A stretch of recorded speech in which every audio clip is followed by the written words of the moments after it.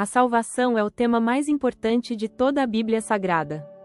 Desde o Gênesis até o Apocalipse, encontramos o fio condutor da redenção divina, mostrando como Deus preparou um caminho para que o ser humano pudesse ser reconciliado com Ele. Porém, ao longo dos séculos, muitas distorções e mal-entendidos surgiram sobre o que realmente salva uma pessoa. Uma das confusões mais comuns e perigosas é a ideia de que o batismo nas águas, por si só, garante a salvação eterna. Este ensinamento tem levado milhões de pessoas a uma falsa segurança, acreditando que estão salvas simplesmente porque foram batizadas, quando na verdade nunca experimentaram uma genuína conversão a Cristo. A origem da confusão. Para entendermos como essa confusão se estabeleceu na mente de tantas pessoas, precisamos voltar à história da Igreja primitiva. Nos primeiros séculos do cristianismo, o batismo era considerado um passo importante e imediato após a conversão genuína a Cristo. As pessoas primeiro ouviam o Evangelho, criam em Jesus como Senhor e Salvador, arrependiam-se de seus pecados e então eram batizadas como demonstração pública de sua fé. O batismo era o símbolo externo de uma transformação interna que já havia ocorrido no coração. No entanto, com o passar dos séculos, especialmente após o Edito de Milão no ano 313 d.C., quando o cristianismo se tornou a religião oficial do Império Romano, milhares de pessoas começaram a se converter ao cristianismo por motivos políticos, sociais e econômicos, não por uma fé genuína em Cristo. Gradualmente, o batismo começou a ser visto como o próprio ato que conferia salvação, em vez de ser o símbolo público de uma salvação já recebida pela fé. Essa inversão teve consequências devastadoras. Em vez de pregar o arrependimento e a fé em Cristo como os requisitos para a salvação, muitos começaram a ensinar que a pessoa precisava ser batizada para ser salva. O ritual passou a ter mais importância do que a transformação do coração. A cerimônia substituiu a conversão genuína. E assim nasceu um dos maiores enganos da história da Igreja, a ideia de que o batismo salva. O que a Bíblia realmente ensina sobre salvação? Quando examinamos cuidadosamente as Escrituras Sagradas, encontramos um ensino claro e consistente sobre como uma pessoa é salva. A salvação é pela graça de Deus, mediante a fé em Jesus Cristo, e não é resultado de obras humanas, incluindo o batismo. Esta verdade é fundamental e aparece repetidamente em toda a Bíblia. O apóstolo Paulo, escrevendo aos cristãos em Éfeso, declarou de maneira cristalina: porque pela graça sois salvos, mediante a fé. E isto não vem de vós, é dom de Deus, não de obras, para que ninguém se glorie. Efésios 2 versículo 8 a 9. Note que Paulo diz que a salvação é pela graça, através da fé, e explicitamente afirma que não é resultado de obras humanas. Se o batismo fosse necessário para a salvação, Paulo certamente teria mencionado isso nesta passagem tão clara sobre como somos salvos. Em Romanos 3 versículo 28, Paulo novamente enfatiza: concluímos, pois, que o homem é justificado pela fé, independentemente das obras da lei. A justificação, que é o ato legal de Deus declarando o pecador como justo diante dele, acontece pela fé, não por rituais ou cerimônias religiosas. O batismo é uma obra que fazemos. A fé é a confiança que depositamos em Cristo e em sua obra consumada na cruz. Jesus Cristo mesmo, durante seu ministério terreno, deixou muito claro o caminho da salvação. Quando conversou com Nicodemos, um líder religioso judeu, Jesus disse: porque Deus amou o mundo de tal maneira que deu o seu Filho unigênito, para que todo aquele que nele crê não pereça, mas tenha a vida eterna. João 3 versículo 16. A condição apresentada por Jesus é crer nele, não ser batizado. A fé em Cristo é o requisito para receber a vida eterna. Em João 6 versículo 47, Jesus declara: em verdade vos digo, quem crê tem a vida eterna.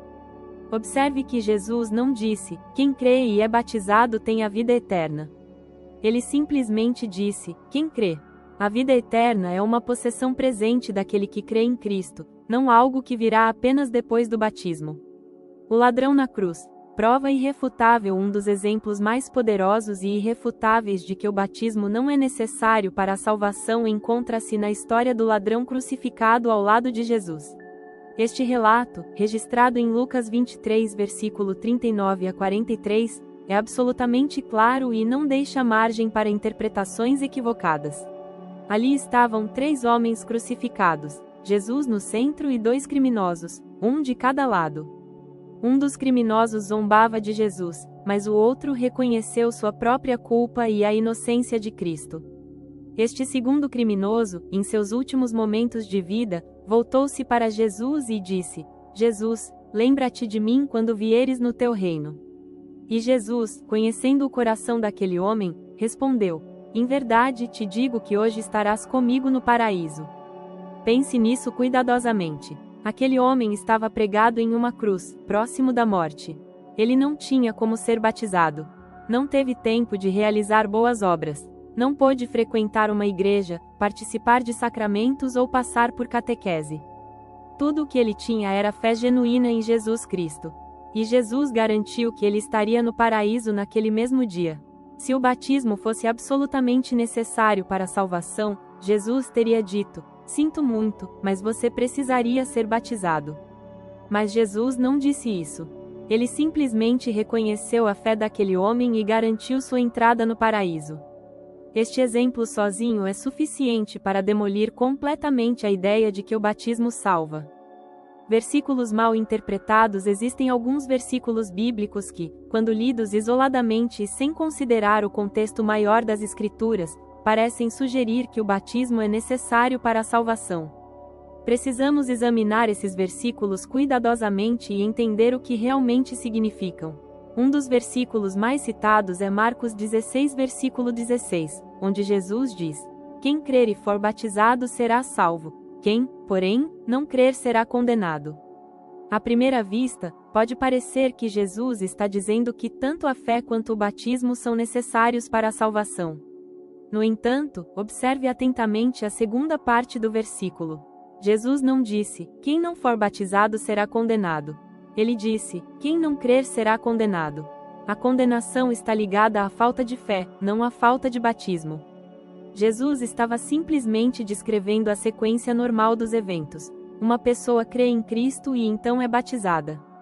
O batismo é o resultado esperado da fé genuína, a demonstração pública de uma decisão interior. Mas é a fé que salva, não o batismo. O versículo pode ser parafraseado assim: Aquele que tem fé genuína será batizado como demonstração dessa fé e será salvo pela sua fé, mas aquele que não crê será condenado por sua incredulidade. Outro versículo frequentemente mal interpretado é Atos 2, versículo 38, onde Pedro diz: Arrependei-vos, e cada um de vós seja batizado em nome de Jesus Cristo para a remissão dos vossos pecados, e recebereis o dom do Espírito Santo. Algumas pessoas interpretam isso como se o batismo fosse necessário para o perdão dos pecados. No entanto, a palavra grega traduzida como para, eis, pode significar por causa de, ou em vista de, não necessariamente, a fim de obter. Pedro estava dizendo que as pessoas deveriam se arrepender e ser batizadas por causa do perdão que receberiam através do arrependimento e da fé. O batismo seria o testemunho público dessa decisão. Além disso, em Atos 10, vemos Cornélio e sua família recebendo o Espírito Santo antes mesmo de serem batizados, provando que o batismo não é o momento em que recebemos o Espírito Santo ou a salvação. Em 1 Pedro 3, versículo 21, lemos: A qual, figuradamente, agora também vos salva, o batismo. Este versículo pode parecer afirmar diretamente que o batismo salva. Porém, o próprio Pedro imediatamente esclarece o que quer dizer, acrescentado: não sendo a remoção da imundícia da carne, mas a indagação de uma boa consciência para com Deus, por meio da ressurreição de Jesus Cristo. Pedro está dizendo que não é o aspecto físico do batismo, a água removendo a sujeira do corpo, que salva, mas sim o compromisso de uma boa consciência com Deus, que é simbolizado pelo batismo. O verdadeiro significado do batismo. Se o batismo não salva, qual é então o seu propósito? Por que Jesus ordenou que seus discípulos fossem batizados? O batismo é extremamente importante, mas precisamos entender seu verdadeiro significado bíblico. O batismo nas águas é, primeiramente, um ato de obediência a Cristo. Jesus ordenou: Ide, portanto, fazei discípulos de todas as nações, batizando-os em nome do Pai, e do Filho, e do Espírito Santo. Mateus 28 versículo 19. Quando somos batizados, estamos obedecendo à ordem direta de nosso Senhor. Não obedecemos para sermos salvos, mas porque já somos salvos e queremos agradar a Deus. Em segundo lugar, o batismo é um símbolo poderoso da nossa identificação com Cristo em sua morte, sepultamento e ressurreição. Paulo explica em Romanos 6 versículo 3 a 4, ou, porventura, ignorais que todos nós que fomos batizados em Cristo Jesus fomos batizados na sua morte. Fomos, pois, sepultados com ele na morte pelo batismo, para que, como Cristo foi ressuscitado dentre os mortos pela glória do Pai, assim também andemos nós em novidade de vida. Quando somos imersos na água, isso simboliza a nossa morte para o pecado e para a velha vida. Quando saímos da água, isso representa a nossa ressurreição para uma nova vida em Cristo. O batismo é um retrato dramático e público do que já aconteceu espiritualmente em nosso coração quando cremos em Jesus. Não é o batismo que nos faz morrer e ressuscitar com Cristo. Antes, o batismo demonstra publicamente essa realidade espiritual que já ocorreu. O batismo é também uma confissão pública de fé. No mundo antigo, ser batizado como cristão frequentemente significava enfrentar perseguição, rejeição familiar e até mesmo a morte. Quando alguém era batizado, estava publicamente declarando: eu pertenço a Jesus Cristo. Eu o sigo como meu Senhor e Salvador, não importa o custo. Hoje, embora em muitos lugares não enfrentemos perseguição severa, o batismo ainda é nossa declaração pública de que pertencemos a Cristo. Além disso, o batismo marca nossa entrada oficial na comunidade da Igreja. É o sinal de que nos tornamos parte da família de Deus, do corpo de Cristo. Assim como uma cerimônia de casamento marca publicamente a união de duas pessoas, o batismo marca publicamente nossa união com Cristo e com seu povo. O perigo da conversão falsa. Agora chegamos ao coração desta mensagem, o perigo devastador da conversão falsa. Quando as pessoas acreditam que o batismo as salva, elas frequentemente desenvolvem uma falsa segurança espiritual. Pensam que estão salvas simplesmente porque passaram por uma cerimônia religiosa, quando na verdade nunca experimentaram uma genuína transformação de coração. Jesus alertou sobre esse perigo em Mateus 7 versículo 21 a 23, dizendo: nem todo o que me diz, Senhor, Senhor, entrará no reino dos céus, mas aquele que faz a vontade de meu Pai, que está nos céus. Muitos, naquele dia, hão de dizer-me: Senhor, Senhor, porventura, não temos nós profetizado em teu nome, e em teu nome não expelimos demônios, e em teu nome não fizemos muitos milagres? Então, lhes direi explicitamente: nunca vos conheci. Apartai-vos de mim, os que praticais a iniquidade. Note que Jesus está falando de pessoas que realizaram atividades religiosas em seu nome, mas nunca tiveram um relacionamento genuíno com ele. Elas achavam que estavam salvas, mas estavam terrivelmente enganadas. Da mesma forma, muitas pessoas hoje acreditam que estão salvas porque foram batizadas, frequentam uma igreja ou nasceram em uma família cristã, mas nunca tiveram um encontro pessoal e transformador com Jesus Cristo. A conversão falsa é perigosa porque cria uma ilusão de segurança. A pessoa vive tranquila, pensando que está salva, quando na verdade está perdida. Ela não busca a Deus genuinamente porque acredita que já o encontrou. Não se arrepende de seus pecados porque pensa que já foi perdoada. Não procura transformação porque imagina que já foi transformada. E assim, vive uma vida inteira enganada, apenas para descobrir tarde demais que nunca conheceu realmente a Cristo. O apóstolo Paulo advertiu sobre isso em 2 Coríntios 13 versículo 5. Examinai-vos a vós mesmos se realmente estáis na fé. Provai-vos a vós mesmos. Paulo está dizendo que precisamos fazer uma autoavaliação honesta. Não podemos simplesmente assumir que estamos salvos porque passamos por determinados rituais ou porque professamos crer em certas doutrinas. Precisamos examinar se realmente temos fé genuína em Cristo e se há evidências de transformação em nossa vida. Sinais de conversão genuína. Como podemos saber se nossa conversão é genuína ou falsa? A Bíblia nos dá vários indicadores de uma fé autêntica e de uma verdadeira transformação espiritual. Primeiro, uma conversão genuína produz arrependimento verdadeiro. Isso não significa simplesmente sentir remorso por ter sido pego pecando ou lamentar as consequências do pecado. Arrependimento genuíno significa uma mudança de mente e de direção. A pessoa vê o pecado da mesma forma que Deus o vê, como algo horrível e ofensivo. Ela se afasta do pecado e se volta para Deus, desejando viver de uma maneira que o agrade. João Batista, preparando o caminho para Jesus, pregava: produzi, pois, frutos dignos de arrependimento. Mateus 3 versículo 8. O arrependimento genuíno produz mudança visível na vida da pessoa. Não significa perfeição imediata, mas significa uma nova direção. A trajetória da vida muda. Os valores mudam. As prioridades mudam. A pessoa que antes vivia para si mesma agora quer viver para Deus. Segundo, a conversão genuína produz amor por Jesus Cristo e por sua palavra. A pessoa que verdadeiramente nasceu de novo tem fome e sede da palavra de Deus.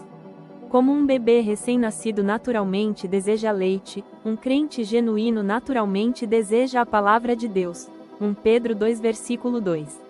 A Bíblia deixa de ser apenas um livro religioso e torna-se a carta de amor de Deus, uma fonte de vida, orientação e alegria.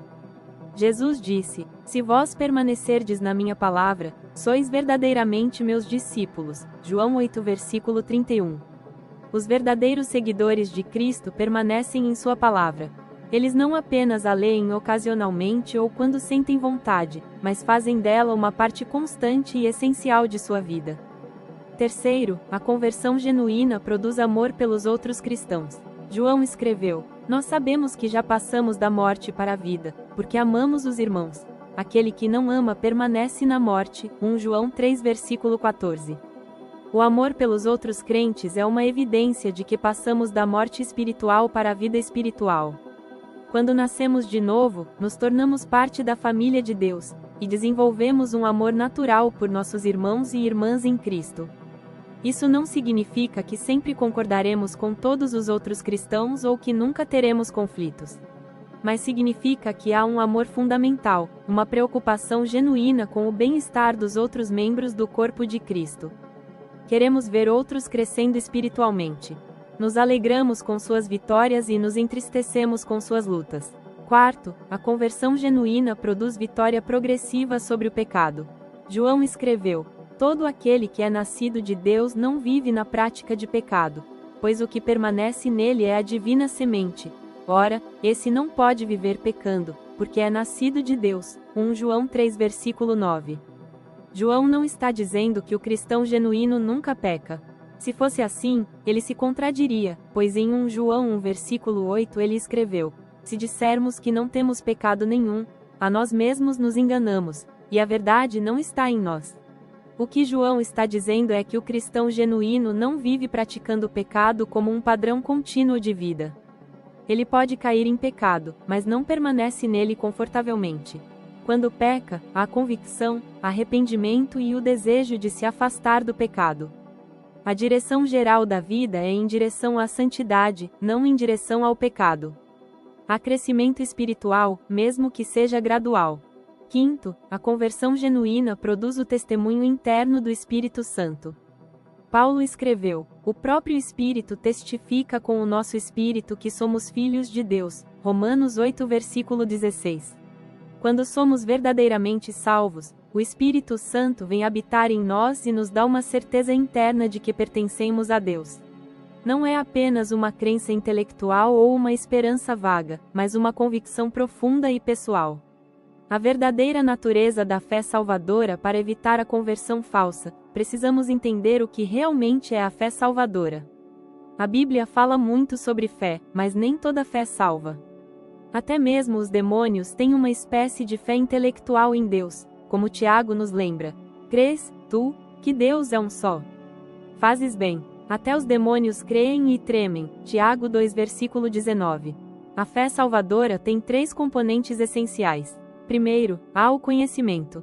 Precisamos conhecer os fatos básicos do Evangelho: que somos pecadores, que Deus é santo e justo, que Jesus Cristo morreu em nosso lugar para pagar a pena de nossos pecados, e que ressuscitou dos mortos. Não podemos crer em algo de que nada sabemos. Por isso a pregação e o ensino da palavra de Deus são tão importantes. Como Paulo disse, a fé vem pela pregação, e a pregação, pela palavra de Cristo. Romanos 10 versículo 17. Segundo, há o assentimento intelectual. Isso significa que não apenas conhecemos os fatos do Evangelho, mas concordamos que eles são verdadeiros.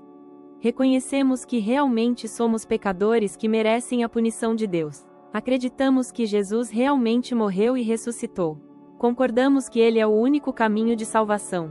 Mas o conhecimento e o assentimento intelectual, por si sós, não salvam. Muitas pessoas conhecem o Evangelho e até concordam intelectualmente que ele é verdadeiro, mas nunca foram salvas. É necessário um terceiro componente: a confiança pessoal. A fé salvadora envolve depositar nossa confiança pessoal em Jesus Cristo. Não é apenas concordar que o que a Bíblia diz sobre Jesus é verdade, mas é confiar nele pessoalmente para nossa salvação.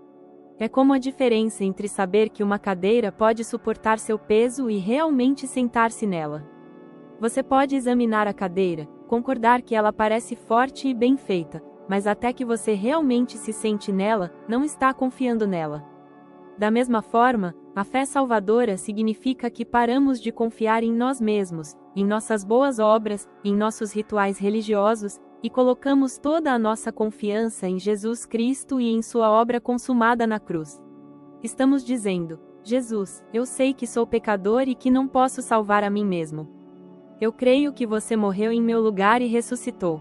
Eu confio em você, e somente em você, para me salvar. Graça verdadeira versus graça barata. É importante também entendermos a diferença entre a verdadeira graça de Deus e o que o teólogo Dietrich Bonhoeffer chamou de graça barata. A graça barata é a pregação do perdão sem arrependimento, do batismo sem disciplina cristã, da comunhão sem confissão, da absolvição sem cruz. A graça barata diz: você pode ser cristão sem que isso mude nada em sua vida. Apenas ore uma oração, seja batizado, e você está salvo, não importa como você viva depois disso. Essa é uma distorção terrível do Evangelho e produz conversões falsas em massa. A verdadeira graça de Deus é preciosa. Custou a Deus o sangue de seu próprio Filho. Essa graça nos perdoa, mas também nos transforma. Nos liberta da culpa do pecado e do poder do pecado. Não apenas declara que somos justos diante de Deus, mas também nos capacita a viver de maneira justa. Paulo escreveu aos Romanos: que diremos, pois? Permaneceremos no pecado, para que seja a graça mais abundante? De modo nenhum. Como viveremos ainda no pecado, nós os que para ele morremos? Romanos 6, 1-2. A verdadeira graça não nos dá licença para pecar, mas nos liberta para viver em santidade. A verdadeira conversão sempre produz transformação. Isso não acontece da noite para o dia, e o crescimento espiritual pode ser gradual, mas há mudança genuína. Como Paulo disse, assim, se alguém está em Cristo, é nova criatura. As coisas antigas já passaram, eis que se fizeram novas. 2 Coríntios 5 versículo 17. Um apelo à autoavaliação. Se você leu até aqui, permita-me fazer-lhe algumas perguntas importantes. Não responda apressadamente. Reflita honesta e cuidadosamente diante de Deus. Você confia no batismo para sua salvação, ou em Jesus Cristo? Existe uma diferença enorme. O batismo é uma cerimônia externa que pode ser realizada sem qualquer mudança interna. Jesus Cristo é o Salvador vivo que transforma corações. Se você está confiando em seu batismo, em sua frequência à igreja, em suas boas obras, ou em qualquer outra coisa além de Cristo, você está construindo sua esperança de salvação sobre areia. Jesus contou a parábola de 2 homens que construíram casas, Mateus 7 versículo 24-27. Um construiu sobre a rocha, e sua casa resistiu às tempestades. O outro construiu sobre a areia, e sua casa desabou quando veio a tempestade. A rocha representa ouvir e obedecer às palavras de Jesus. A areia representa qualquer outra coisa que coloquemos no lugar de Cristo. Há evidências de transformação genuína em sua vida? Você ama a Jesus de uma maneira que não amava antes? A palavra de Deus é importante para você? Você luta contra o pecado, ou vive confortavelmente nele? Você ama os outros cristãos? Há frutos do Espírito Santo em sua vida: amor, alegria, paz, paciência, bondade, benignidade, fidelidade, mansidão, domínio próprio. Gálatas 5 versículo 22-23. Se você percebe que sua conversão foi apenas um ritual externo, sem arrependimento genuíno e fé verdadeira em Cristo, você está em grande perigo. Mas há boas notícias: você pode ser verdadeiramente salvo hoje. Deus não rejeita ninguém que venha a Ele com fé genuína.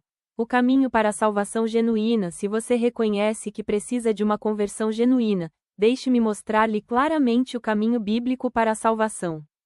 Primeiro, reconheça que você é pecador. A Bíblia diz: pois todos pecaram e carecem da glória de Deus. Romanos 3 versículo 23. Não apenas admita isso intelectualmente, mas veja a gravidade de seu pecado. Você violou as leis santas de Deus. Você viveu para si mesmo em vez de viver para Deus. Você merece a justa punição de Deus, que é a separação eterna dele. Segundo, entenda que você não pode salvar a si mesmo. Não há quantidade de boas obras, rituais religiosos ou reforma moral que possa pagar seus pecados ou torná-lo aceitável diante de um Deus santo. Como Isaías disse: mas todos nós somos como o imundo, e todas as nossas justiças, como o trapo da imundícia. Isaías 64 versículo 6. Terceiro, creia que Jesus Cristo morreu em seu lugar. Ele viveu a vida perfeita que você deveria ter vivido. Ele morreu a morte que você merecia morrer. Ele levou sobre si mesmo a punição por seus pecados. Deus colocou sobre Jesus toda a ira e julgamento que você merecia, para que você pudesse receber toda a aceitação e amor que Jesus merece. Quarto, arrependa-se de seus pecados. Arrepender-se significa voltar-se do pecado para Deus. Significa reconhecer que sua maneira de viver estava errada e decidir viver para Deus daqui em diante. Não significa que você será perfeito imediatamente, mas significa uma mudança genuína de direção e de propósito de vida. Quinto, confie em Jesus Cristo como seu Senhor e Salvador pessoal. Coloque toda a sua esperança de salvação nele, e somente nele. Não em você mesmo, não em sua religião, não em suas boas intenções, mas exclusivamente em Cristo e em sua obra consumada na cruz. Você pode expressar sua fé a Deus em oração agora mesmo. Não há palavras mágicas que você precise dizer, mas você pode orar algo assim: Senhor Jesus, eu reconheço que sou pecador e que não posso salvar a mim mesmo.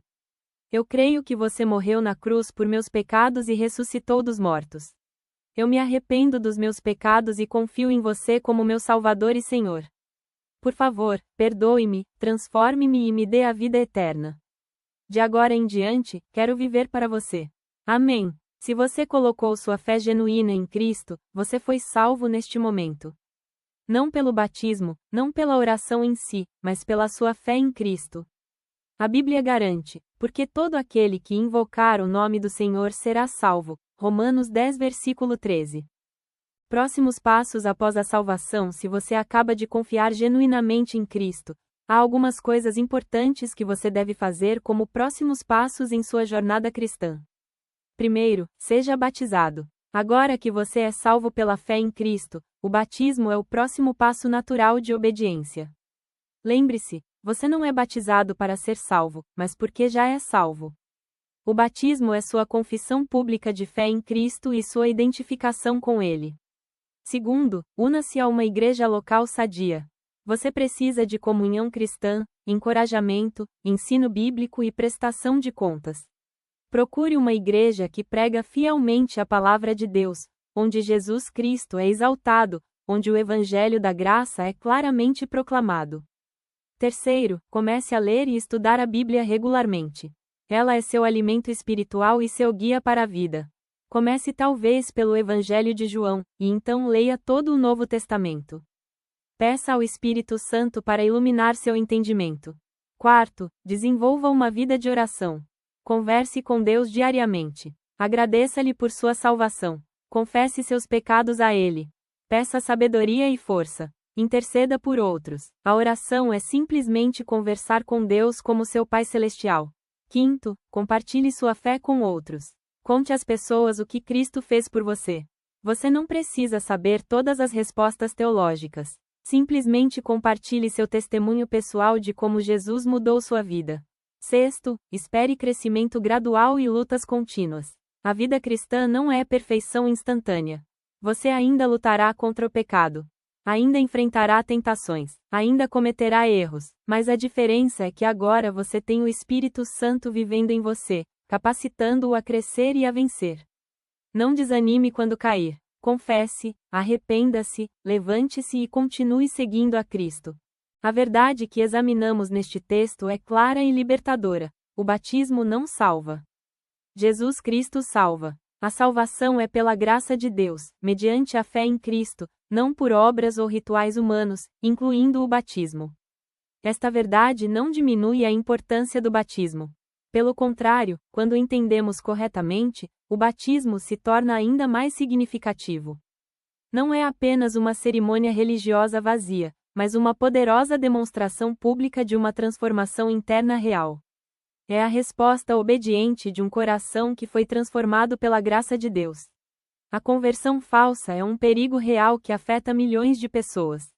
Muitos acreditam que estão salvos simplesmente porque foram batizados, frequentam uma igreja ou professam certa religião, quando na verdade nunca experimentaram um encontro genuíno e transformador com Jesus Cristo.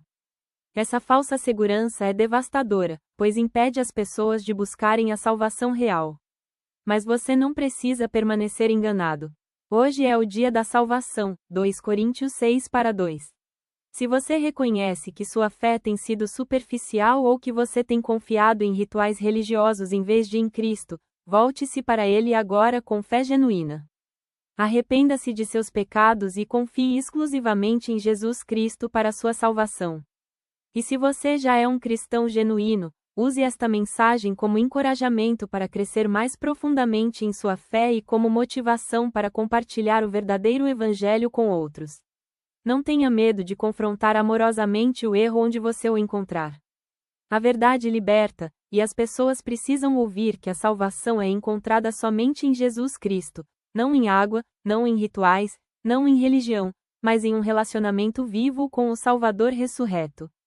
Que Deus use esta mensagem para despertar conversões genuínas e para libertar aqueles que têm vivido sob o engano da conversão falsa. A salvação é pela fé em Cristo, e esta verdade gloriosa deve ser proclamada claramente, sem diluição ou compromisso, para a glória de Deus e para o bem das almas preciosas pelas quais Cristo morreu.